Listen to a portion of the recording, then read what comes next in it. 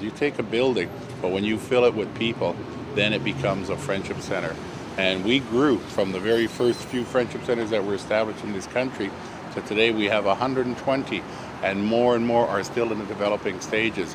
That tells me that 50 years from now, I expect that we will have a blanket of friendship centers right across this countryside. Je pense que dans 50 ans, le mouvement des centres d'amitié autochtones au Canada sera davantage développé. Surtout si on regarde les tendances actuelles, je pense que les centres vont également occuper un espace, une place importante. Les centres vont permettre aux citoyens autochtones dans les villes de pouvoir occuper les espaces publics et de faire entendre leurs besoins, leurs aspirations et ainsi influencer les différentes décisions qui seront prises et qui nous concernent. I hope in 50 years that we have grown to many communities within our provinces that don't have friendship centers today, and that responsibility, and that we are independent and self-sufficient.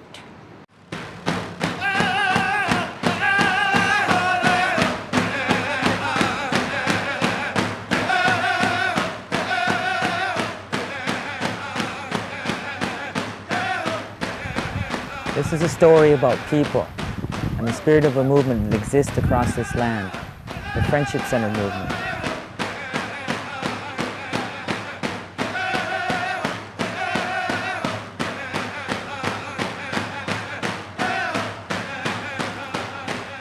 Since the 1950s, the Friendship Center movement has been the country's most significant off-reserve Indigenous service delivery infrastructure, and have facilitated the transition of Indigenous peoples from rural, remote, and reserve life to an urban environment, helping people access the vital services they need to succeed in urban settings across Canada. At that particular time, we were primarily concerned with what was happening in the city of Winnipeg for Native people, which was absolutely nothing. There were no Native organizations that we could depend on. There were no organizations that could sort of deliver us out of our dilemma. So in order to do that, I knew that we had to take some course of action. They were a group of individuals that recognized the needs, that were prepared to tackle those needs. And we supported one another. We were a small group, but we supported one another in any event. We even went across the country by using Marion Mead Moore's car. And we would only have enough gas to get from here to wherever we were going, hoping that somewhere along the way somebody else would be good enough to give us money for gas to come back. But all through those years, it was a learning process for all of us. Well, I've been in the Friendship Center movement from the very beginning, when they started in Winnipeg. And then we got our Friendship Center in Selkirk, and I worked there just as a volunteer with Amy Clements for many years. Amy was my role model. When I got married 52 years ago, I moved to Selkirk, and right away I got in with Amy. And I was with the group that formed the first Friendship Center in Canada. And I'm so happy to see how it's growing and see all the youth that are involved. It gives me a really good feeling, to think, that we have this now. Because when I started, my home was like a Friendship Center, open door. Friendship centers have been community hubs, providing space for urban Indigenous community members to gather through culture, family, trust, and friendship. Indigenous peoples know when they walk through the doors of their local Friendship Center, it is their space, and they are seen and welcomed. Because there is such an enormous need in so many areas, it was a little difficult for the Coquilitza Fellowship to really determine what they were going to be focusing on. We found a house that was called the Baines House, and it was willed to the YWCA, and in the will of the Baines family, apparently there was a section in there that said that this building was also to help Aboriginal girls. And so that's actually how we acquired that building. And so that served as the first Indian Center in Vancouver when we opened our doors in 1963. The National Association of Friendship Centers is the national body and was formed in 1972, representing over 100 friendship centers and provincial territorial associations from coast to coast to coast. We are democratically governed, status inclusive, and accountable to our membership. Our core mission is to support friendship centers and provincial territorial associations in achieving their diverse missions and visions within their urban Indigenous communities. Ultimately, the National Association of Friendship Centers envisions a future that remembers the past and is rooted in our cultures to improve the well-being of Indigenous peoples living in urban environments.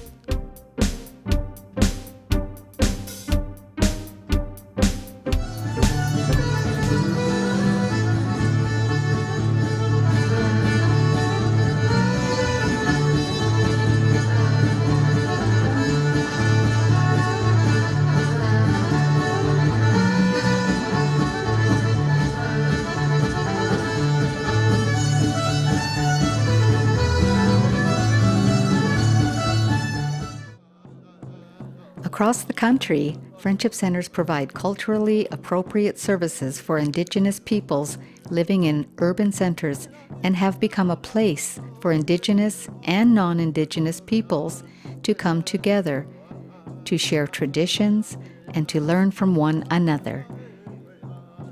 For many Indigenous peoples, Friendship Centers are the first point of contact to access culturally based socioeconomic programs and services. Part of our future development as Friendship Centers is to recognize in the past 25 years that there have been times when we have provided that leadership, when we have been a political force, when we've been able to unite people, when we've been able to bring people forward to be recognized. And as soon as we can look in the proverbial mirror and say that's what we are as Friendship Centers, that political reconciliation will go on, and we'll see the real development in Aboriginal communities across the country, not just in the communities where there are Friendship Centers. Le regroupement des centres d'amitié autochtones est un outil de concertation pour les centres d'amitié du Québec. Et à l'intérieur de ce mouvement-là, on cherche à se concerter et à développer des positions qui sont communes pour le bénéfice des Autochtones qui sont en milieu urbain. Et à travers notre association provinciale, on est mieux en mesure de pouvoir échanger sur nos opinions et de réellement faire une concertation qui nous permet justement de s'assurer de développer des programmes qui correspondent aux besoins de la collectivité qu'on dessert.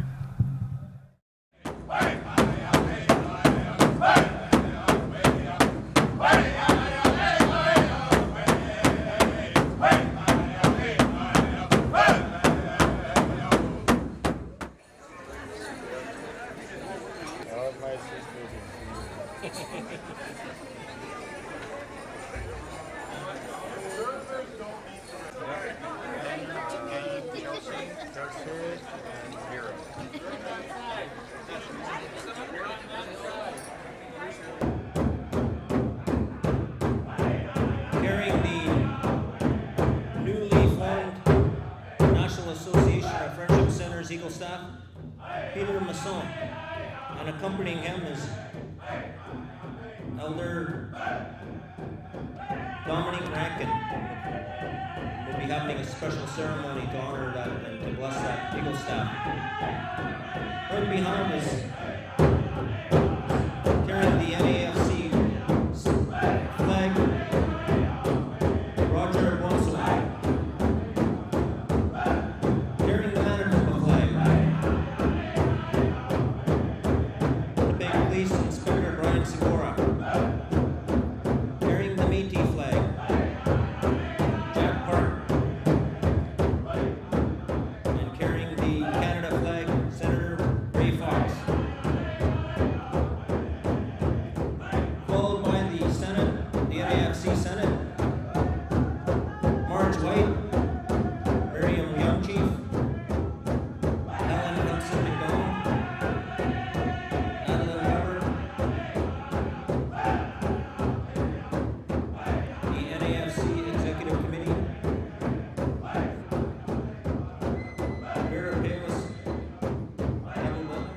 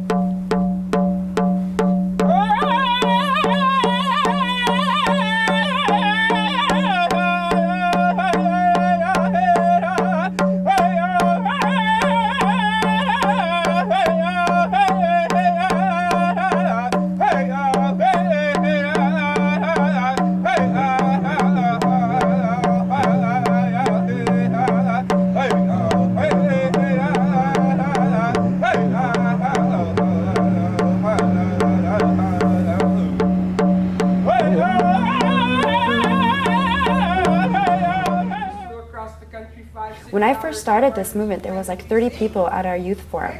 And now there's, 75, 80 people. Sometimes, we're hoping that it gets to 100 people, and that's really exciting for me just to see the movement, just to proceed or to elevate just to what we are right now. And it's a really great feeling to think, I've been a part of this for 6 years. And that's what's really fun about it, is to see everything just open up.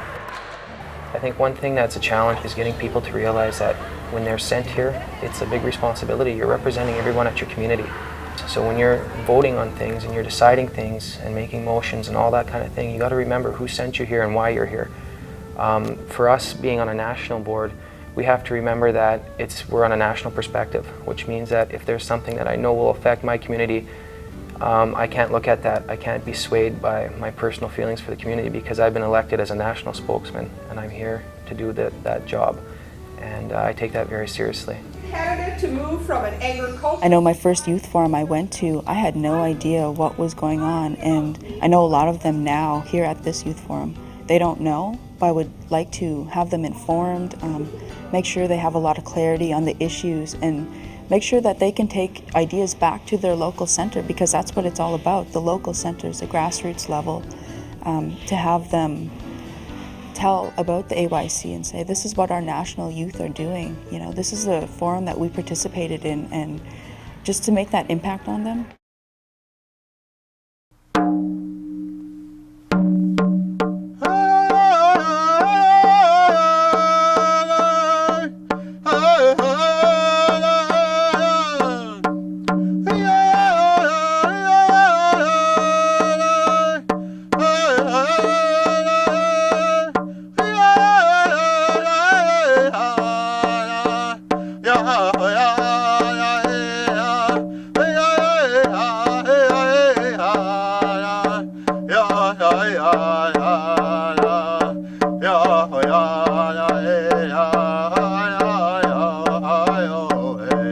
And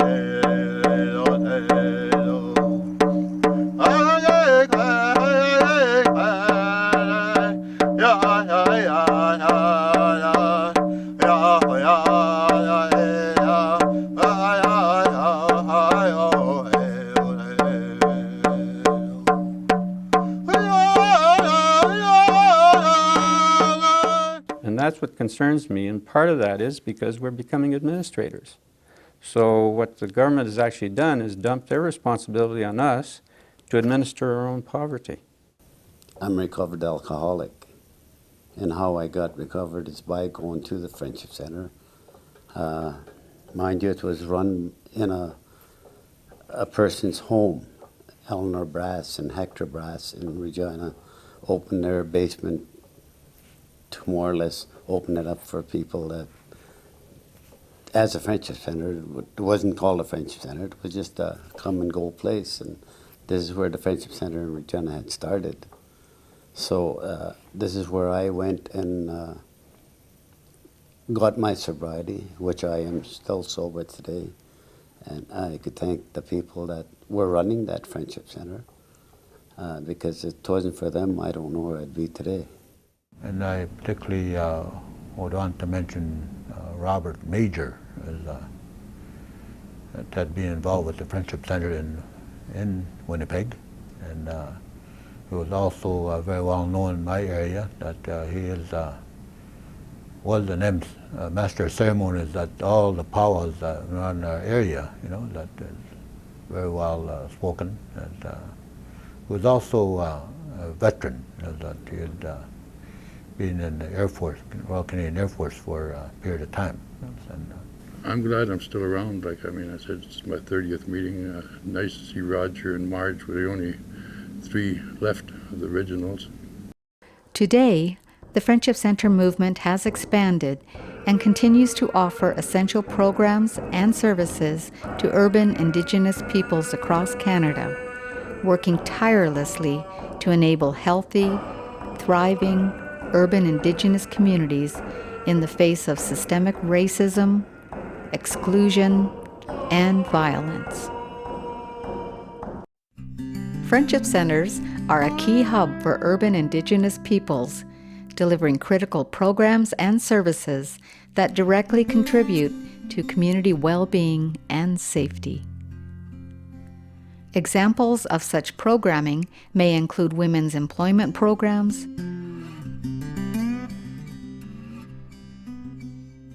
men's peace or healing circles, play-based programs for youth, and seniors advocacy groups.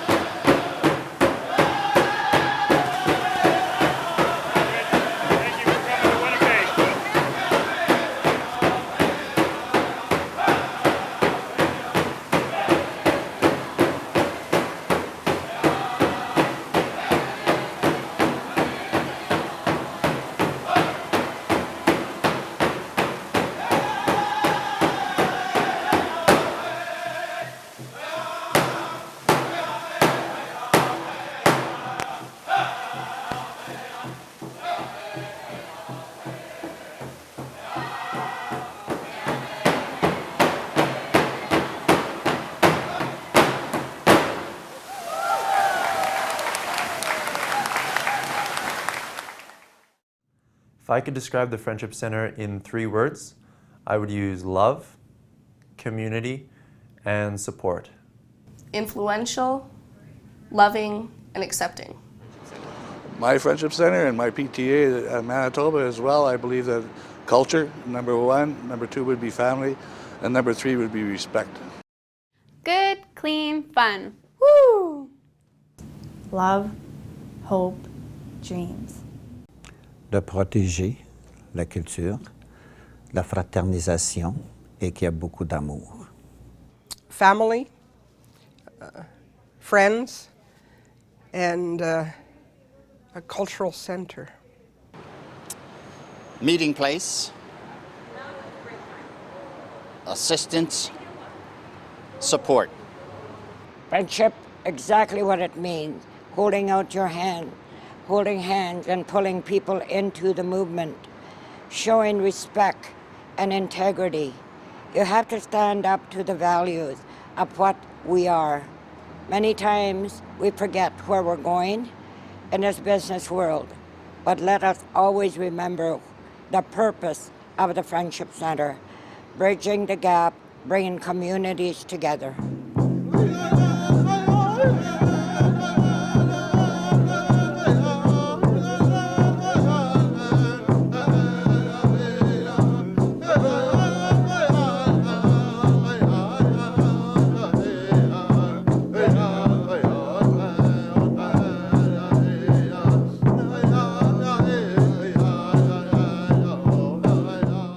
I'd like to thank Nelson Mayer and Gordon King and Rusty Wilson and most importantly my mom for bringing me into this movement and just making everything so wonderful and being such a positive influence and always supporting me and introducing me to all the wonderful people I've met over the years.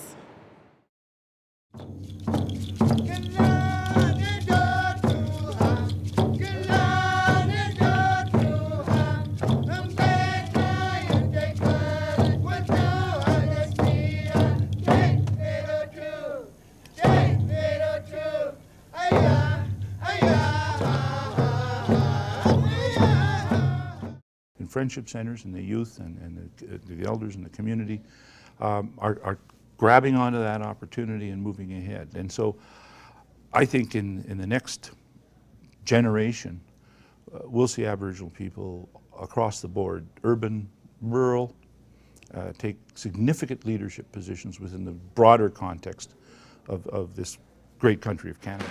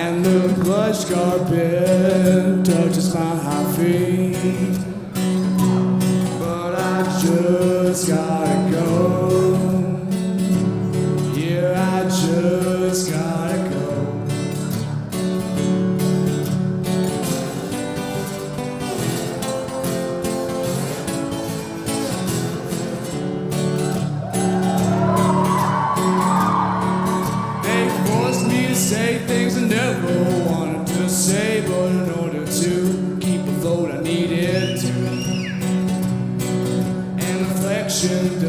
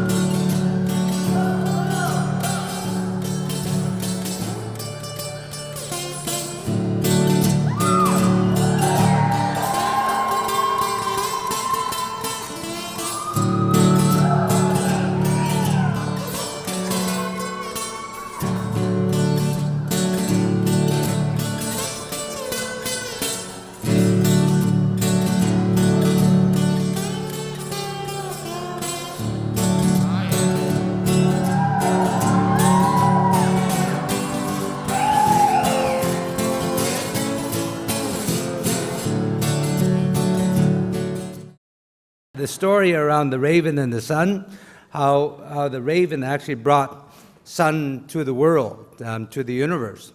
And so it's the same with the Friendship Centers, around how we bring opportunities for our people that are moving into the urban area. So very much like the other speakers, we welcome you guys, and we do honor each and every one of you for actually being here and serving for the terms that you have with the Friendship Centers in your own communities. So it's without further ado, and my great honor to welcome the children of Takaya.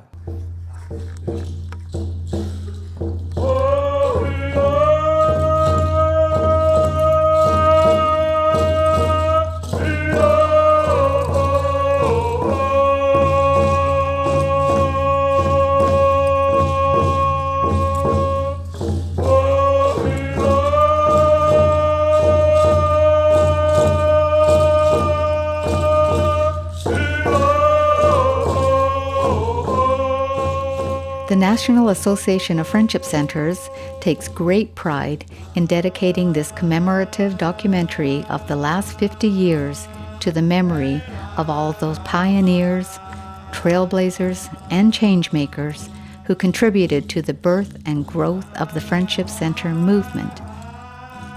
We, the present generation, the grandchildren and great-grandchildren, thank you for helping us to clear the way, the pathway Friendship Centers now follow with that constant companion, our memories.